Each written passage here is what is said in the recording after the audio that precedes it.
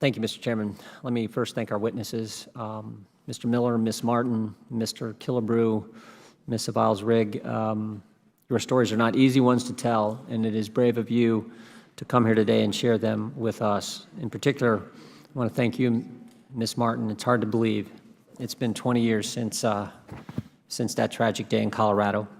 The topic of today's hearing is an important one. Childhood trauma is something we must all strive to better understand, work to prevent when possible, and treat when discovered.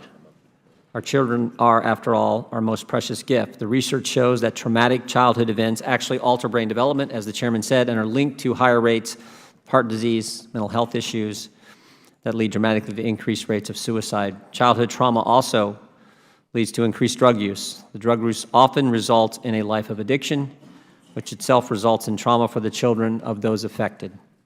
We now know that devastation of the opioid epidemic is one of the most significant factors contributing to childhood trauma.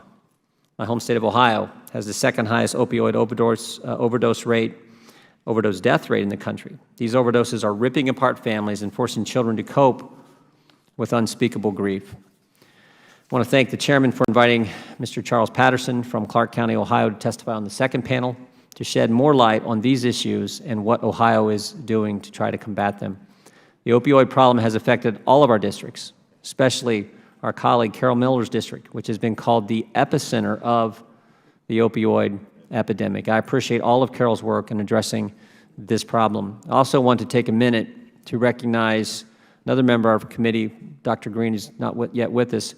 This is the first term in Congress, and in his first term, from the moment he joined the committee, he's worked tirelessly to address issues related to veterans suffering from PTSD. And I appreciate the chairman's work on this. I know you and Mr. Green have worked together, and I do appreciate the bipartisan nature of addressing this, looking to see what we can do to address this problem. Recently, the Subcommittee on National Security held a hearing addressing military suicides, as well as the Department of Defense and Department of Veterans Affairs prevention efforts. This was due in no small part to Mr. Green's passion for tackling this issue. While DOD and the VA are collaborating to provide access to mental health treatment, Congress has a responsibility to oversee this process and ensure our veterans are getting everything they need.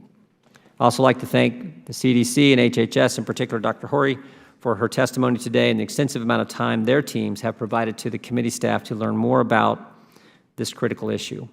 I hope we will continue to do this on a bipartisan basis. Again, I want to thank our witnesses for traveling here and for sharing their difficult stories. It is courageous of you to do that. And just mention that I may have to step out from time to time. We have a subpoena markup over in Judiciary, so but I'll try to be here for as much of the testimony as I possibly can. You don't need to be there for that. Thank you, Mr. Chairman, or Mr. Connolly. Mr. Chairman, thank you, and I yield back.